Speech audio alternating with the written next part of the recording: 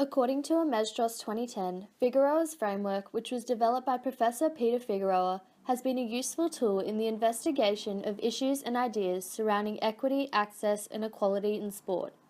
Figueroa's framework is based on the individual, interpersonal, institutional, structural, and cultural level, and how factors within these levels shape your own participation in physical activity and sport. In Australia, it is said that everyone has access, equity, and equality towards sport, regardless of a person's economic status, gender, race, ethnicity, or ability. However, some people have barriers towards certain sports. This may be because of transport, money, or simply because they don't enjoy the sport. A person's barriers and enablers fall into categories within Figueroa's levels. Barriers within the individual and interpersonal level have affected my participation in touch football.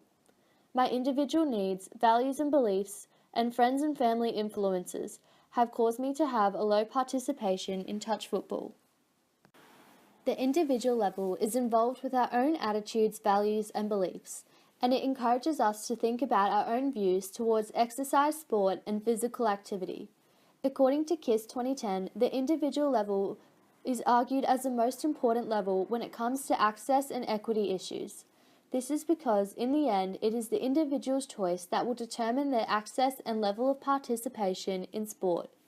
My personal values and beliefs, self-esteem, and individual needs have greatly affected my participation in touch football. According to Dr. William Glaser, to participate in an activity or sport, it needs to satisfy our needs. He states that any action or decision made about how to behave will be made in an attempt to meet a fundamental physical or psychological need. Touch football does not enhance my self-esteem as I do not believe that I am a good player. Therefore, my personal power need is not satisfied. I also do not enjoy the sport as I find it boring and repetitive, so therefore my need for fun and enjoyment is also not satisfied. Our personal beliefs, values, and attitudes are important determinants in our participation in exercise, sport, and physical activity. A competence belief is a belief in your own ability. I do not believe that I am a strong touch player, so therefore I have low competence beliefs. This is a major barrier as I would rather play a sport that I know I am good at, such as tennis, whereas if I did play touch, I would probably feel as if I was letting the team down. Through the process of socialization, you develop your values, attitudes, and beliefs. I do not value touch footy, as none of my friends or family had played the sport when I was younger. I also do not value touch as I enjoy sports that are more exciting and competitive. A way to overcome these barriers could be to start a team with my friends. This would fulfill my needs and would help me to become a better player, therefore improving my competence beliefs. The interpersonal level focuses on the way individuals interact with each other and how this affects their participation in sport.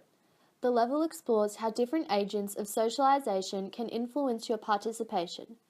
My family had a major impact on my participation in touch football. According to KISS 2010, parents are the most important influence on whether a child plays a sport or not. For a young child, the parent normally makes a decision on what sport they are going to play.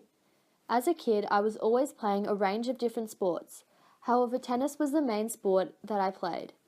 This was because everyone in my family had played the sport, so therefore my dad encouraged me to play it. After interviewing my dad, I found out that he had played touch football before. Yes, I played touch football when I was younger at school. We played mostly for fun during breaks and also in PE. It was never a competitive sport, but so we just played for our own fitness and enjoyment. Well, you were a very talented tennis player. I think you got that from your brother. He also played tennis, by the way, and we didn't want to distract you from your tennis, and we never really saw a future in touch footy, whereas you had, you looked like you could have a real future as a tennis player. When surveying my brother, I also found out that he was not introduced to the sport either, as he had not even heard of the sport until he moved to Brisbane. My brother was also a major influence on my participation in sport, as he was my role model when I was younger, so therefore I played most of the sports that he played. When children get older, friends and peer groups start to have a major influence on one's participation in sport. For me, this is exactly the case. Although I still play tennis, I started to play netball because all of my friends were playing it. A social norm is a form of behaviour that is usually accepted as correct or proper by the majority of members of the society.